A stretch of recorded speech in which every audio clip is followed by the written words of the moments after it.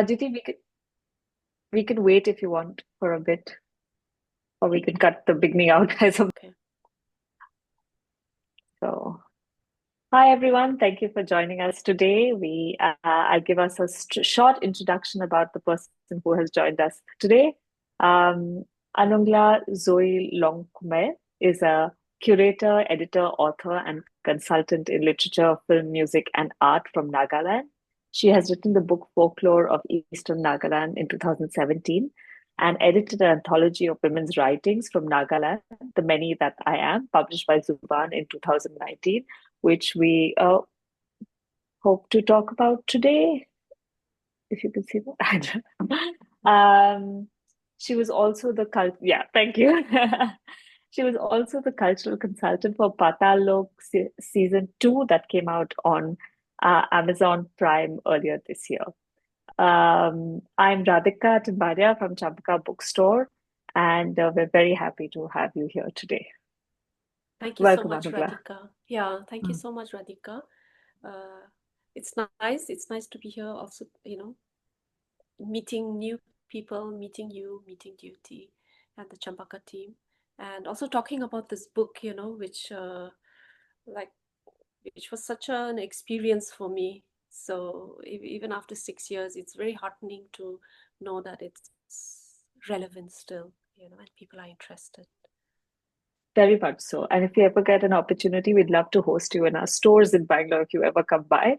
Yeah. But while we can't, we're happy to have a conversation online. Yeah, thanks to tech, no?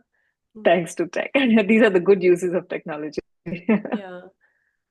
We'll dive right in. The first question actually I wanted to ask you is about your experience in putting together this collection. Um, Thank you for everybody who's joined us today. And if you have any questions, please just raise your hand and you can unmute yourself and ask questions. This is an informal discussion, and Anupa has also said that she'd love to hear from you about your experience in reading the book and how you felt. So please feel free to join in. Uh, yeah, please go ahead. Mm. Yeah, so I mean, it came as a big surprise when I was asked to do this work, put this book together, you know.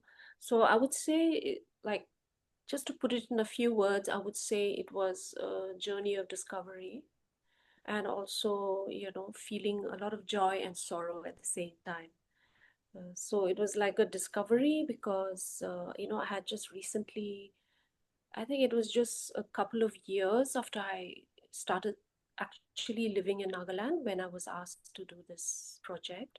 So for me, it was like a discovery, of what women in Nagaland thought about, what their mind was dwelling on, and I grew up in Shillong, so it was very, very different there. And I was like just about starting my discovery of Nagaland, and getting closer to my roots, trying to understand the psyche, so to say, of this place. So yeah, it was a huge journey of discovery, uh, meeting new people, meeting artists. And it was also a discovery personally because I had never done this kind of work before. So, I was just learning on the job. And for this, I have to say thank you to Zubaan because when they first called me, my first instinct was to say, "Oh my gosh, no, I can't do this." But our conversation was so nice. They were so gentle that it just seemed natural to say, "Yes, I can do it," and they gave me a lot of encouragement to do it. No, so I mean, I like to say that they just held my hand and helped me across the threshold into literature, into the world of literature, because I don't come from any kind of literary background. So, I mean, I'm still standing by the door, but they are like slowly like pulling me in, deeper and deeper into this world. So I'm always grateful to Zubaan. That said, this putting this book together brought a lot of joy and sorrow, like I had said earlier, Uh, Joy, why? Because I was meeting a lot of women, from Nagaland, and discovering that there were so many of them writing, expressing themselves. Because earlier, when we used to come home for holidays, come to Nagaland for holidays from Shillong, we would meet like people, like even family, who were very reluctant to speak in English in those days. They would feel shy to speak in English. But this time it was like we're just only talking in English, so, and everyone's very, very comfortable in speaking the language and speaking English. So it was a joy to discover that there were so many women writing short stories, writing poetry. And as you know, the book also contains illustrations. So just so many artists. And also it was sorrowful, the journey, because as the submissions were coming in, I began to see that it was very sad. Some of the stories are like just so sad. But then I thought, okay, if we are beginning to tell our stories, and if these are the stories, that we need to like let go of, I mean, speak about and let go of and come to terms with, then so be it, no? So in that way, it was also like that. And yeah, I mean, it's always a sort of, that human relationship, like from a distance you can say, oh yeah, this writer, that poet, that illustrator. But when we are actually sitting and interacting with them and all, then it's very heartwarming, to have that kind of human relationship. So it was great. Yeah. That sounds wonderful, yeah. And I can see how it would be joyful as well as sorrowful to Yeah. put together this collection. Even when I was reading it, I could feel the emotion coming through. So, Mm. yeah, Yeah. uh, Also, it's also yeah. like, as an editor, I didn't know what an editor is supposed to do. But like I said, I learned on the job. Um, and it was always very, like, where do you draw the line, to keep the author's voice, but also try to bring the characters out or bring the story out, no? So that was a very interesting thing as well, yeah, putting this book together. I mean, speaking about editing, you mentioned in the introduction that the quality of the writing varies because there are people in different stages of their writing career. But I think the Yes. editing was done so well that I enjoyed reading the entire collection. So Yeah. kudos to you for that. Yeah. Oh, thank you. Yeah. I mean, when the submissions started coming in, then it really like sank in, like, oh my God, I have all this, and how do you even shape it? So I spent a lot of time, I mean, a lot of thought went into even what sequence to put everything in. Yeah, So I went through a lot of that, and it kind of took me out of uh, it took me somewhere else also, just trying to imagine the flow of it, no? Like even the illustrations carry the narrative forward. So absolutely. Yeah. it's good. Actually, that leads well into my next question. Uh, there are many interesting themes that come through. Like you said, there are stories, essays, there's artwork, poetry in this collection. Some of the themes that are there are is about like culture, patriarchy, Christianity, development and environment, the sense of belonging, and an overarching feminist theme that holds this whole collection. Um, a lot of these themes seem to reflect the history of Nagaland as well, and they're revealed in bits and parts through the writing and art. So, could you tell us a little bit more about that connection and how, like you said, the way the flow that you planned it, the different stories that you chose bring about a more holistic picture of the region. So, could you tell us a bit more about that? Yeah. The first illustration that you see when you open the book is artwork done by Iris Yingzin. It's it's a very simple looking painting, done with natural ink on nettle, the Thank you. canvas Yeah. of nettle. Yeah. So actually, when I spoke with her and asked her if she could do something, I actually told her the title, because the title of the book came very soon, in the journey. And so I told her it's going to be called The Many That I Am. And then I just gave her a brief about the storyteller. It's a story written by Emerson La. It's very interesting. No spoilers here.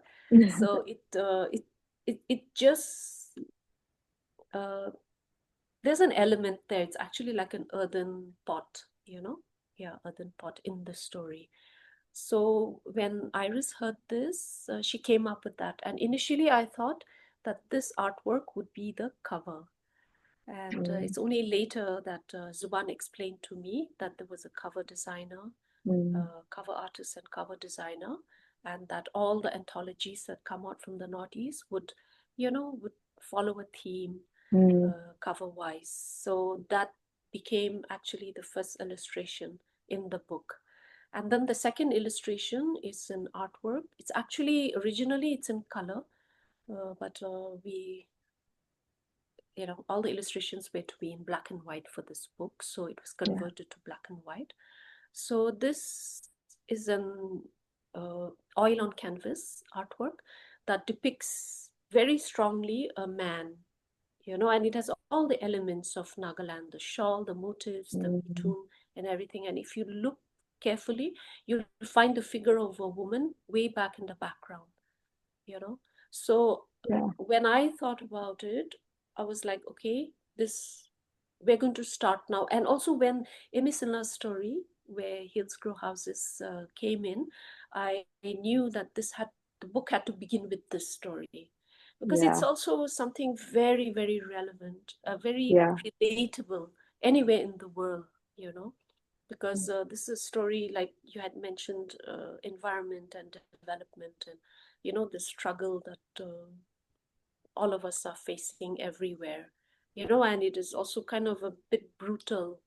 And so I wanted to put that artwork by Moaso Ayer, and Mm, straight away the story to show this is the world we are living in at the moment, so that's how the whole storytelling begins in this book now.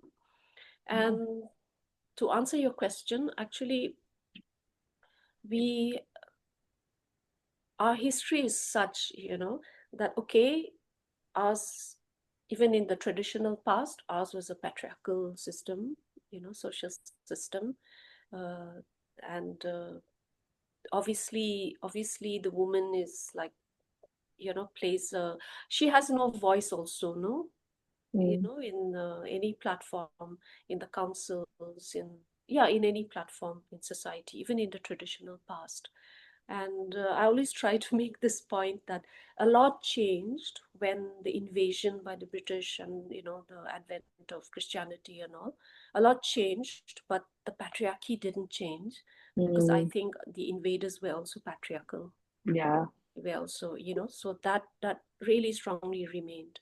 And so when I had asked writers and poets to contribute, I think it's very natural that having no voice, otherwise, this was a really good platform. Like, education has been really good for us Naga women, because through writing, through books, through poetry, through short stories, and even illustrations, we can say what is on our minds, and like we can be free in that way, so a lot of the content in the book has that overarching feminist theme, you know so I mean, I think it's also because of that we really don't have a voice in other platforms, and so through writing, we we find our way.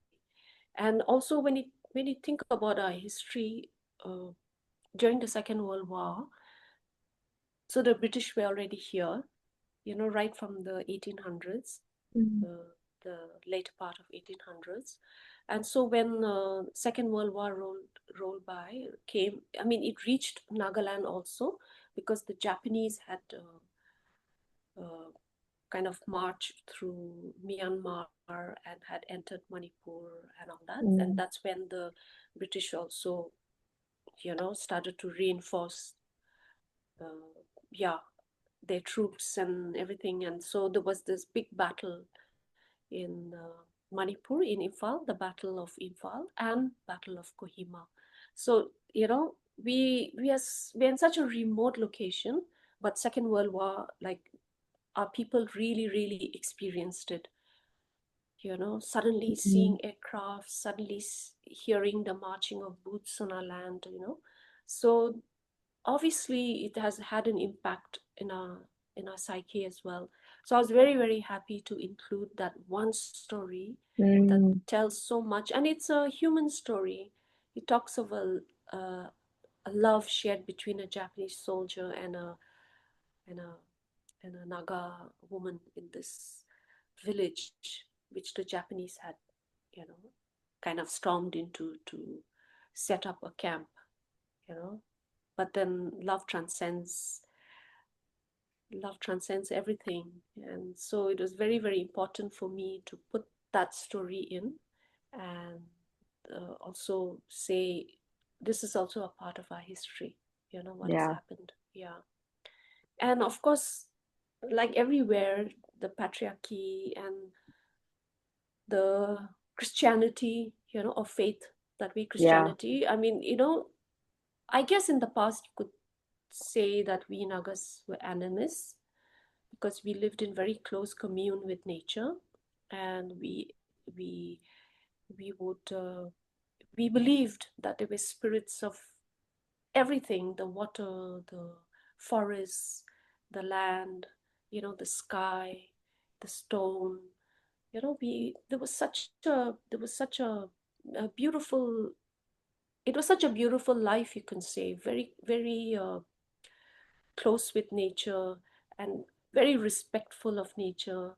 And even before harvests and sowing, and throughout the mm, whole agricultural cycle, the first acknowledgement, gratitude, everything was paid to nature. And that's mm, why that first story, where hills grow houses, was also like, it was very important that the whole thing began, the book begins with that story. Because now that we were, you can say, forced to adopt a new belief system, Christianity, that close bond with nature was also cut off. We no longer yeah, place value on nature and the forces of nature. But that's so, it's a very complicated, I guess you can say, the transformation to a new belief system was pretty, like, huge. It was a big leap, you know. But what we've lost is also like huge.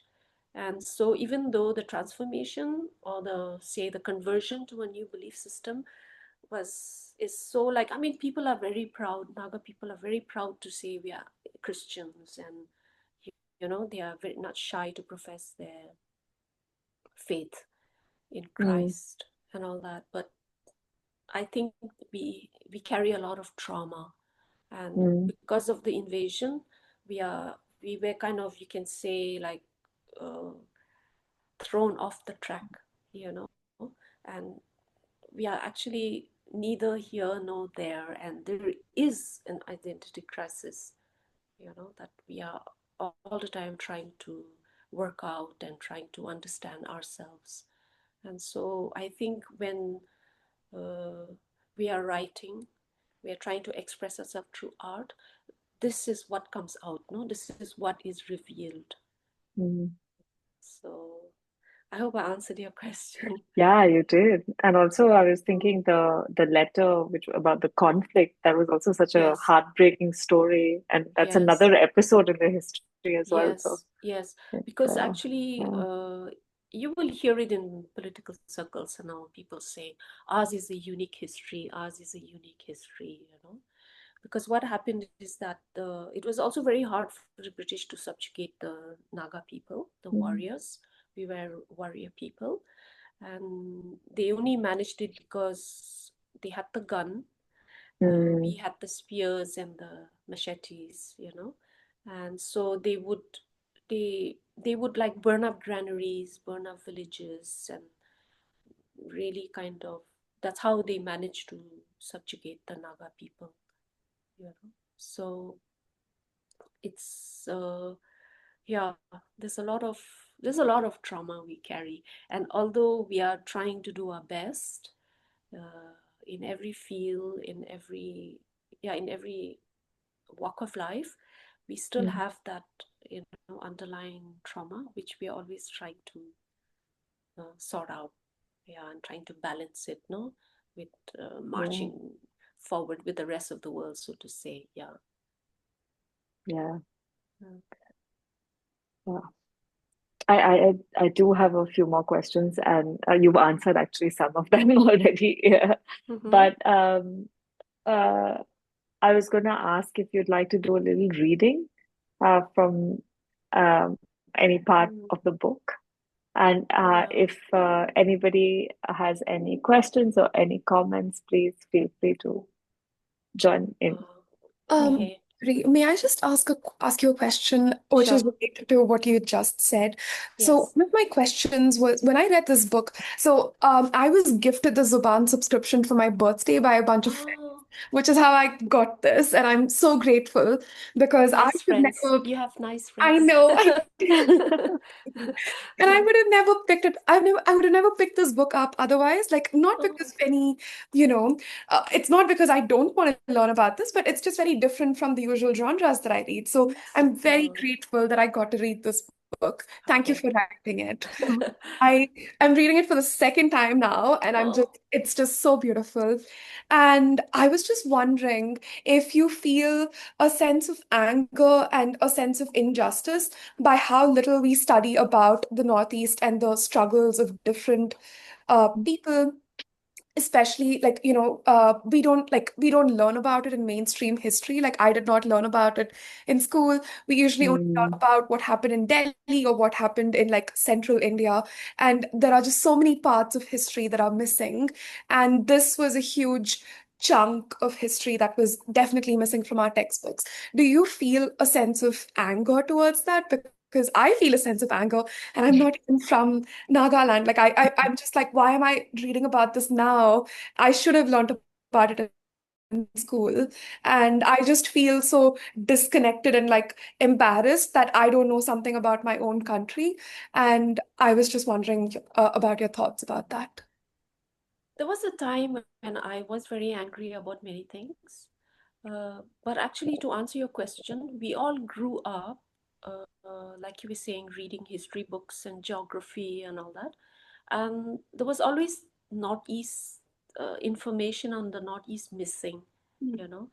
And I think at the most in our geography books, there would be one sentence that said that Cherrapunji in Meghalaya used to like uh, receive the heaviest rainfall, something like that, one line, or that the Manipuri dance is a classical dance like from the Northeast, it was just that kind of information. So we also grew up like just in a way accepting that we we're just there out there in the margins. I mean, nobody's interested in us. And we, on the other hand, we knew everything about everyone outside of mm, the Northeast. I mean, you just ask us any question about the West or even the rest of India and all that, and we would know. And so in a way you can say that we just grew up being very used to it, with without like without anger, I guess you could say. It was just some sort of acceptance. It's only when I grew older that there was a period when I would be very angry about many things. And uh, the thing is, ours used to be an oral tradition, okay, which means that the elder people would pass on all our history, all our traditions and all that orally through storytelling, through songs and all that. But then when Nagaland was invaded, then all that was stopped because the colonists, like they brought good things as well, but mainly they were very, very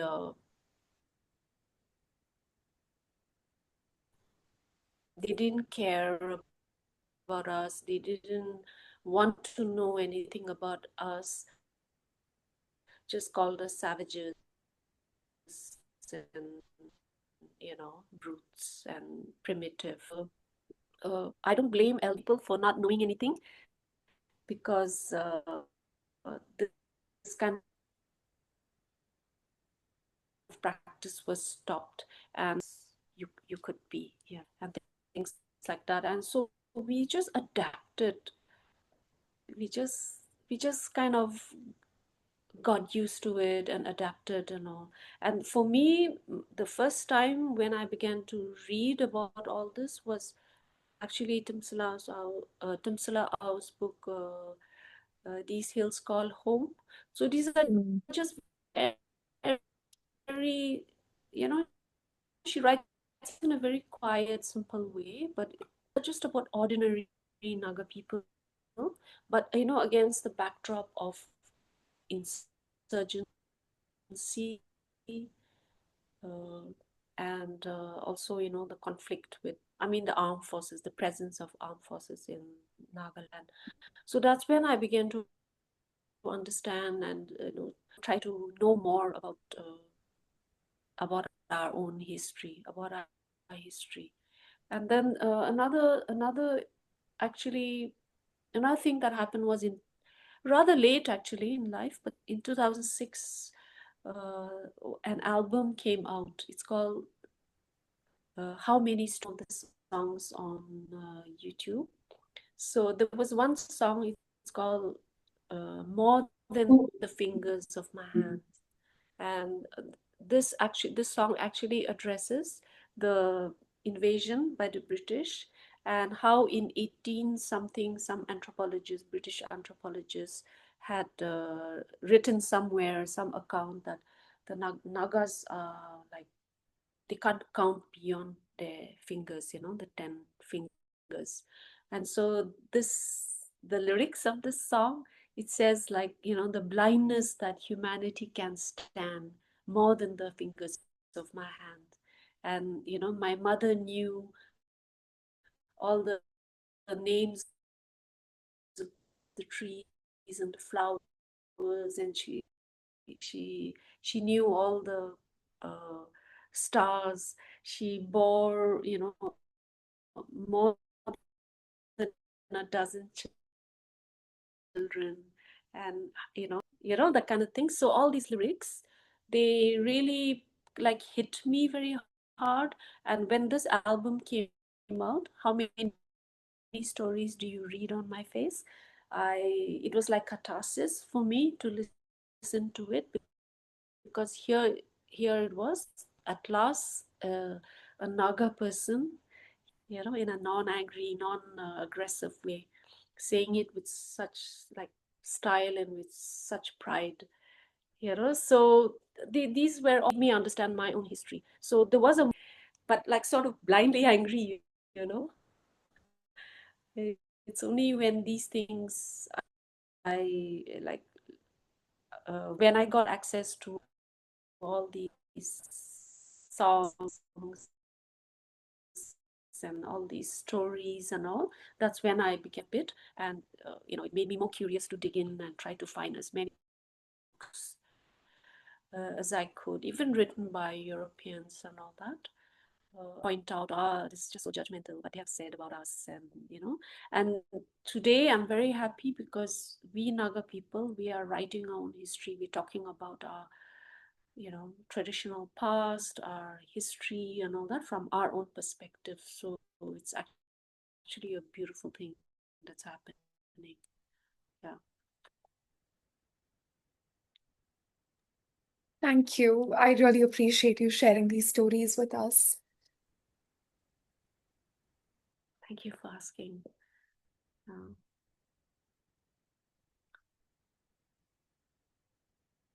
So, is everything all right? Sorry, I was unable to unmute myself for a second. Uh, your connection is seeming a bit um, um, Low? unclear. Yeah, can you hear us?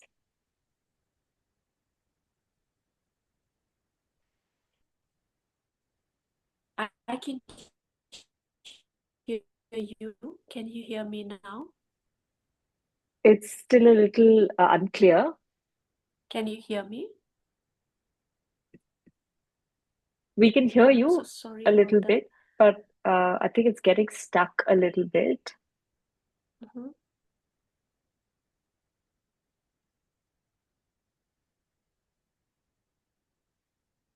Mm, Let me just.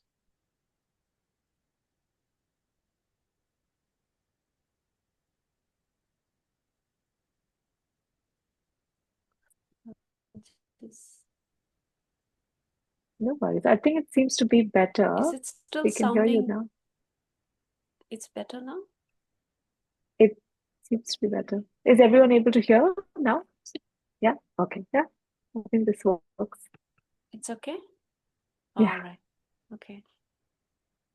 You had wanted me to do a reading? Yeah. Sorry, just before that, I'll note out the name of the song that you mentioned. People might be interested. It sounded quite nice. Yeah. It's called More Than the Fingers of My Hand. More Than the Run the Fingers of fingers My of Hand. my hand. All right. Thank you. The artist's name is Senti Toy. Yeah. Toy. You'll find other songs as well. Yeah. We'll find. Toy. Senti Toy. Yeah.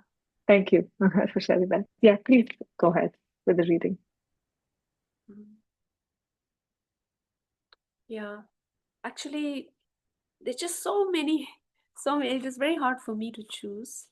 One essay, personal essay, a personal account that I really like is called Out Books, because it very nicely describes the situation that we are all in here in Nagaland, no? That's a really, really nice one. But I've chosen to I've chosen to read a poem by Abokali Jimomi. It's called I Wish You Were a Man.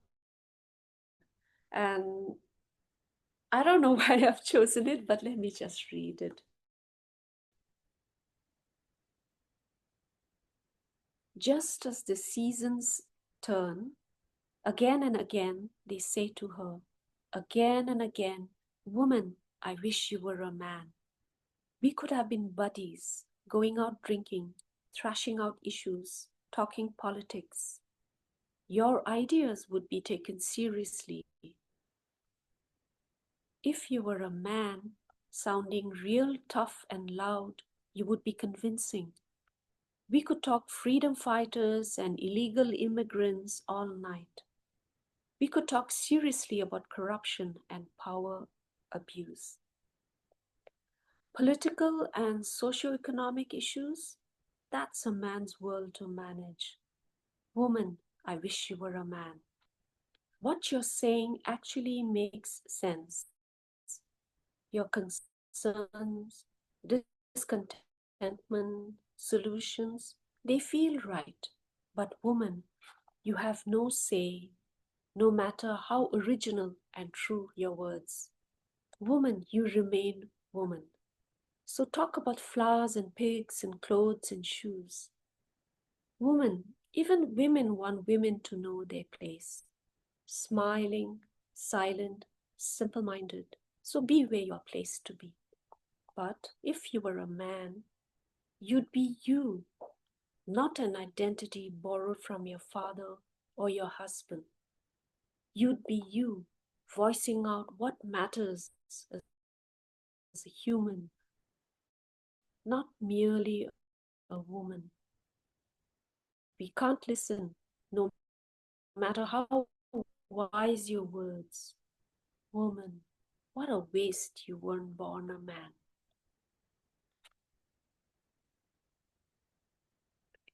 Yeah, so like I said, I don't know why I chose that, but I thought, just to draw the point that what's wrong with people, just because we were born with like women genitalia doesn't mean that we are, less of a human being or less intelligent or, have like no heart in that sense, So I just decided to read that.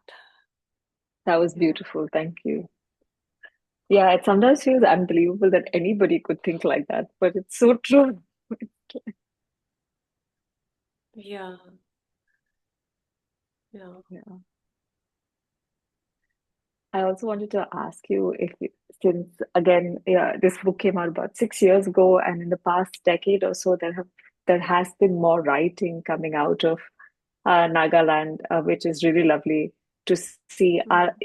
If some of our readers want to explore more reading from Nagaland, is there some of your favorites that you could Mm. recommend for us? Mm. Well, I would recommend The Lady That I Am for those who haven't read it. And also the whole series, of anthologies from the Northeast. They are really, really nice. And I would recommend people read Damsala Au, Istirin Kire. I really like Avinio Kire as well, especially that one book, the first book of short stories that she had come up with. It's called The Power to Forgive. Uh, and what else after that? Actually, I haven't been really following what's been happening, all the books that have been coming out. But what I would suggest is actually, if you check out this publishing house called Pen Thrill, Mhm. Pen Thrill, PENTHRILL. Then in the catalog you'll find a lot of writings. Naga people writing, whether it's poems or short stories. In fact, I have one over here. It's called Homegrown. There's also a Mm. collection. I think it came out in 2023, if I'm not mistaken. Yeah. So this is also a collection of short stories and poems. There's a book that came out recently. It's called Giants. Yeah. It's Wonderful. called Giants by Hutukasumi. Yeah. This one is, I think, brought out by HarperCollins. And there's another book that I just want to mention. It's a rather heavy one, but it's by Kanato Chopi. And it talks about Christianity and politics in tribal India, but it very, very nicely explains the situation in Nagaland as well. And if you come to Nagaland, you do find a lot of people talking about politics, because it just seems like part of everyday life. Because, like I'd mentioned earlier, uh, people always say ours is a unique history. Ours is a unique history. It's also because when the uh, British decided to leave, then the Naga people, they declared their independence on 14th of August 1947. Okay, thinking that, okay, at last we are free, we are our own people. Only to find out later that Nagaland was, the region came under the Indian nation, was part of the Indian nation. And so this conflict began right from then. And this is in the world the uh, longest freedom movement, you can say, that's Mm. happening. So politics is very much a part of uh, our everyday life, you can say, Yeah. because we have two governments. One is the underground government, and one is the overground government. And like it has really affected our lives, through the decades. Yeah, since the movement started. So you had mentioned the letter in that short Yeah, story, In the Mary That I Am. So yeah, that yeah, that talks about, this situation, living with the underground as well, you know. Yeah. yeah. That was a particularly heartbreaking story. I think it just showed that it was the regular people who got caught up in the grind and suffered, which was Yeah, exactly. mm, Yeah. I mean, as usual, as usual. everywhere in the world. Yeah. Yeah. Mm, does anybody have any more questions or observations that you would like to bring up? I have two more questions, but I know that there are other people here, so if they want to go first, I can wait. Okay, I'm just gonna go ahead then. Did you feel any pressure in terms of the number of submissions that you accepted, and in terms of which stories or which illustrations or which poems you decided to include in the book? Was it what were your decisions based on, or did you just include every thing that came in? Is How many submissions did you get? I just have a lot of questions around this. I can't quite recall the number of submissions that came in, but not every story or every poem made it to the book. Yeah, but there were just a few. There was a young author uh, who was not so happy that some edits had been done. I'm just telling you very frankly, honestly. Yeah, so she wanted it as she had written it, but it could not be included in the book in the form that she had submitted. So that it was quite sad to leave that out and also to disappoint her in that sense. Mm, and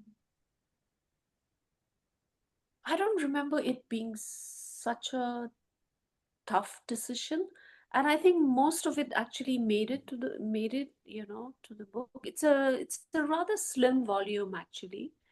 There were there were some which just seemed very incomplete, and editing those stories would have been like writing my own story. So that wouldn't have been fair.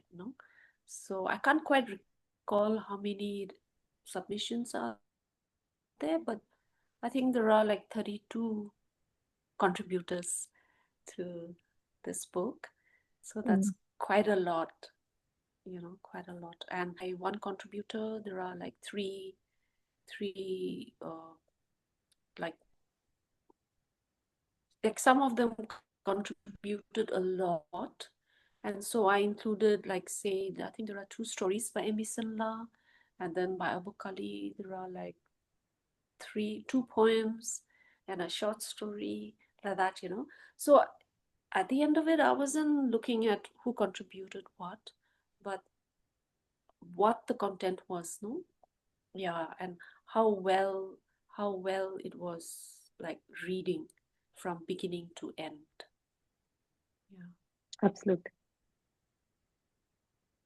It was also not easy because you're given like a time frame by which to complete the final manuscript, and so it was very hard also to, I mean, what was tough for me was like trying to push 32 contributors to keep the timelines without being pushy, trying to be gentle about it, because I understand how it is, the creative process. It's not something that you can push. You have to just let it happen. So that was the tough part for me, also. Yeah. Thank you for I sharing that. I just had these questions and I was reading the book. Yeah. We have Okay. another question from Bhairavi. She's put it in the chat. It says, Yarla's Mhm. tattoos is a beautiful story.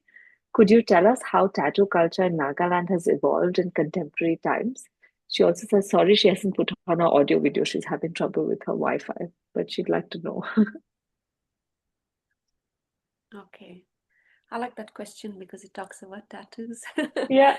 Actually, when yeah, when we were growing up in Shillong, we also like me and my siblings, like we didn't really know that much about our own, culture, our own traditions. But the one thing that really struck me were the tattoos that I would see on, whenever there was a function and there were dances happening, then especially the ladies, they would paint on the tattoos, on their legs, on their faces, on their arms. And that really struck me. So tattoos were actually like the tattoo tradition is what drew me to my roots, you can say. Yeah. So even when I was still in Shillong, I made trips to Nagaland to try and find elder people who wore tattoos and try to understand, try to find out more about this tattoo tradition. You know, so it's there are out of the I think there are like uh, 17 or 18 tribes, recognized tribes in Nagaland. Although there are a lot of sub-tribes, so it's hard to actually say we are only 17 tribes, 17 communities in Nagaland.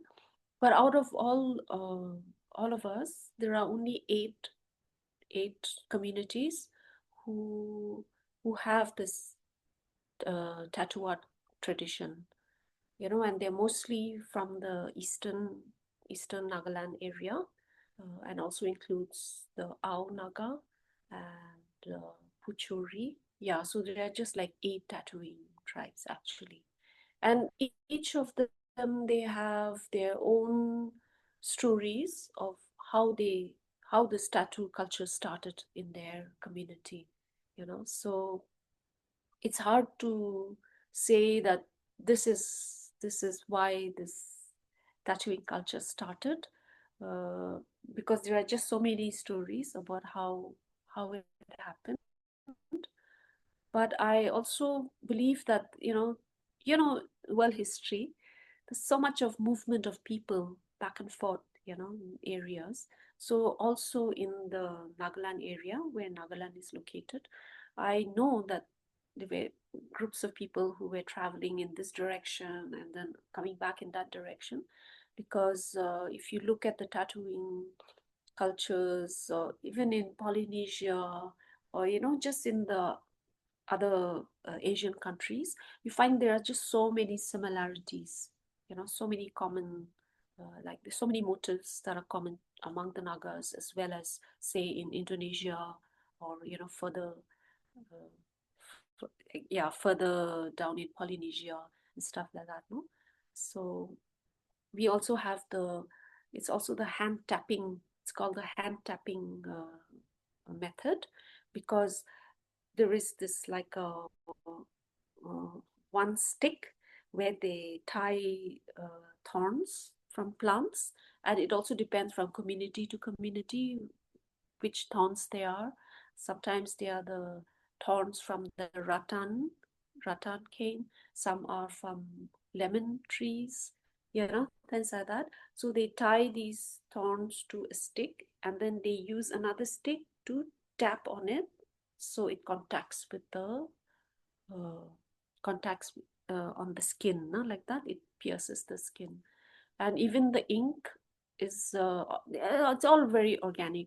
So the ink also is like uh, they burn the resin of particular trees. It also depends from community to community, and as the resin is burning, they kind of, with a broken pot or something like that, they kind of cover so that the smoke gathers inside and leaves the soot, which they scrape out, and then they mix it with rice beer, and sometimes also they burn bamboo leaves and mix it in. So apparently it gives a particular shade, particular color. They're all mostly black, which slowly kind of turns blue, or in some cases even slightly green. So this was the ink that was used now for tattooing. And basically the girls used to get tattooed as it was like a rites of passage. So when a girl reaches a certain age, and it also would vary. Sometimes the girl would be 7, sometimes the girl would be as old as 12. It all depended on the tattoo artists, who were always women, actually. Just in maybe the Konyak tribe, in a particular region, even the men used to tattoo, but it's mainly the women who used to tattoo. So it all depended on the movement of the tattoo artists. So if a group of tattoo artists came to a village, then the village would gather all the young girls. So sometimes some of them would be 7 years old, some of them would be even, just entering their teens. And then they would get tattooed. And the first tattoo would, say, speaking of my tribe, the first tattoo is given on the calves.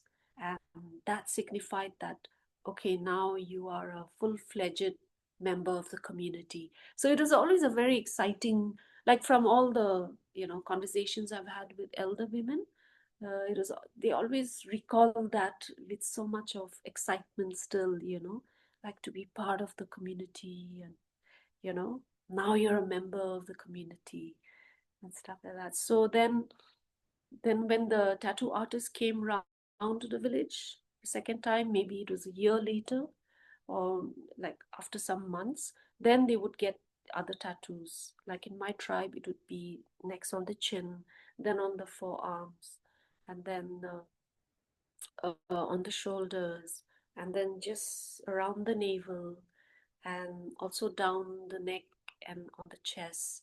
And then and this would be like over some years. And then the final one would be the embellishment on the calves, certain embellishments on the calves. So then once all the patterns were given, then the girl would have reached like marriageable age. So that was how it was. For the men, the it was usually associated with the practice of head taking. You must have heard Nagas were head takers, or like they like to say headhunters. So this was part of the old belief system, where they believe that the essence of life uh, was like resided in the head. And so when during any events in the village, they would always go and try to find a head, of an enemy village. And then it meant that now bringing the head of an enemy meant that now, like, it brought blessings to the village, prosperity, fertility, and all that. No, so that was the old belief system. So for the men, they would get tattooed, uh, mainly like very visibly on the face, as in like among the cognacs, or on the chest, because I mean, they would get tattooed after a successful headhunting raid.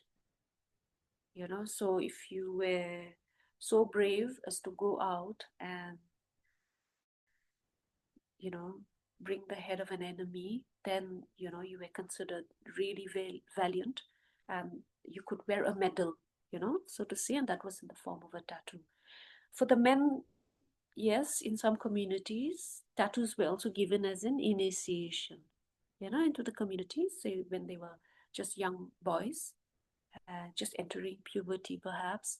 So, some small tattoos used to be given as an initiation, thing like that. Yeah, yeah. And of course, once the missionaries came, they stopped all these practices. So, I mean, this art was lost. It is also actually this. You're not going to find any tattoo artists, Naga tattoo artists, who's practicing, because it was banned. And in those days, it was such a black and white thing, It's like you either become a Christian or you're a heathen and you're excommunicated, And it was a huge thing because us, like we Nagas, we are like a community based society, in that sense. So to be excommunicated was like a huge thing. It was like you couldn't live if you were excommunicated, no? You know. So a lot of people just converted and became Christian. And so all these associations with the own belief system were just like done away with, where it was abandoned. So today you're not going to find any tattoo artists, like original tattoo artists. And all the elders who wear these tattoos are one by one passing on, which is really sad. So somehow young people here in Nagaland, they prefer to, take the motifs from other cultures and wear it. And like when I found out that my tribe also had this tattooing culture, I put it on. I was like happy because I love tattoos, but I always like held back from just looking through a catalog and putting a tattoo on me. So when I discovered that all these traditional tattoos, I was so happy to just wear them, and I wear them proudly. In that sense, there is one tattoo artist. His name is Mo Naga. He's actually a Naga from the Manipur side. We Nagas are spread beyond the borders of Nagaland state. We find Naga people in Manipur, in Arunachal, in Myanmar, a lot of them in Myanmar, and also some in Assam. So Mo Naga is the only tattoo artist I know who is very, very, very aligned with our tattooing culture. He has researched a lot, studied a lot, and I really appreciate him. And he's also studied motifs that we find in our textiles, in our wood carvings, and he's creating all these new Naga tattoos. And a lot of people, more non-Nagas, are choosing to wear these neo-Naga patterns. And I'm happy anyways, because it just makes it yeah, it just tells our story. And I mean our stories go, like beyond Nagaland state. Yeah, it's just being told in these ways, like through Naga tattoos, the tattoo patterns. It's just another language, yeah, for telling our story. So I'm happy about that. Yeah.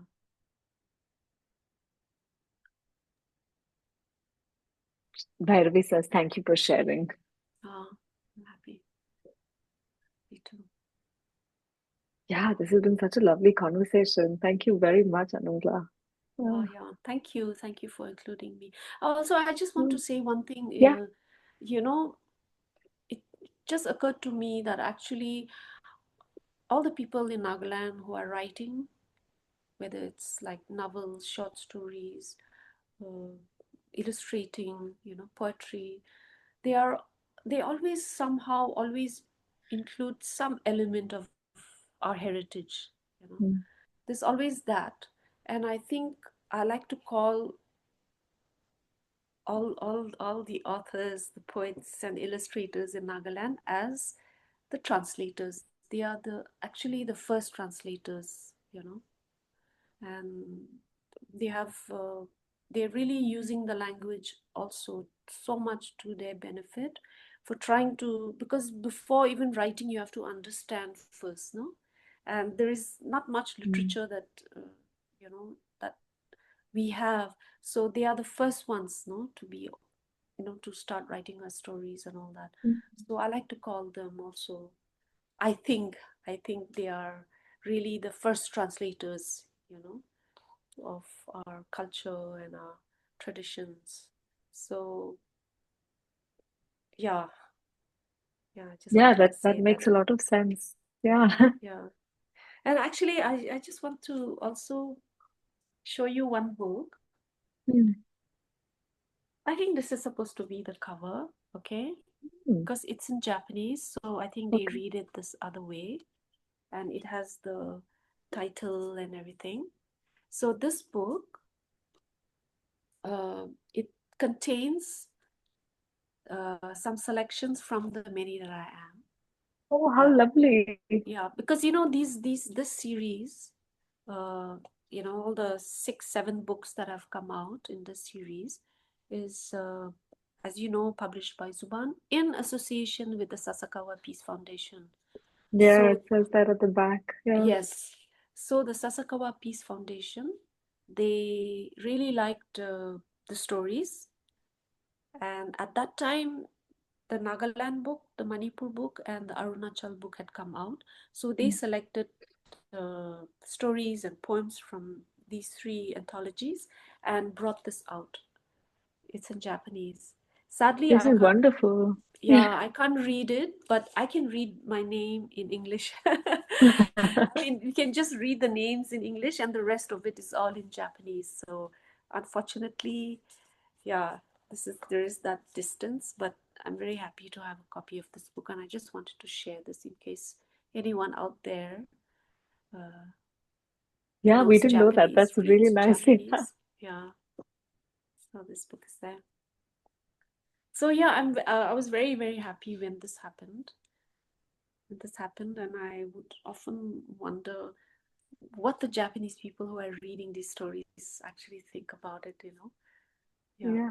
because there's such a, especially with Nagaland, there's such a close connection, no? We share history because even in the Second World War, when the Japanese lost the Battle of Kohima, that's when things turned, no? That was the Mm. first battle that they had lost in the Second World War.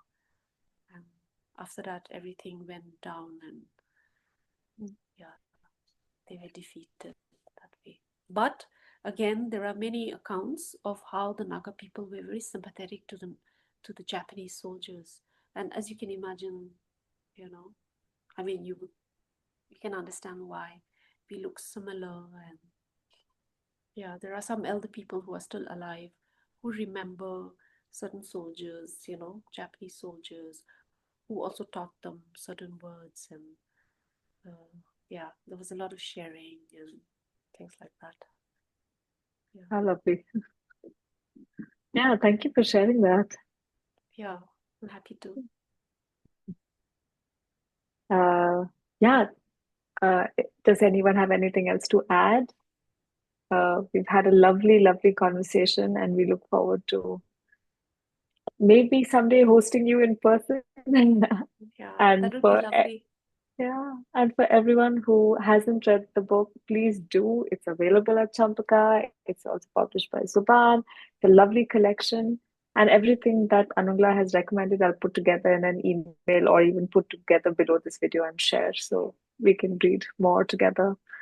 Okay. Thank you very much, Anungla. We're very grateful that you could join us today. Yeah, thank you for having me, and it's been lovely talking with you and sharing my experiences and stories, yeah, from Nagaland. Thank you. Have a good weekend, everyone. Thank you for joining us. See Thank you. you. Thank you. See you. Bye. Bye.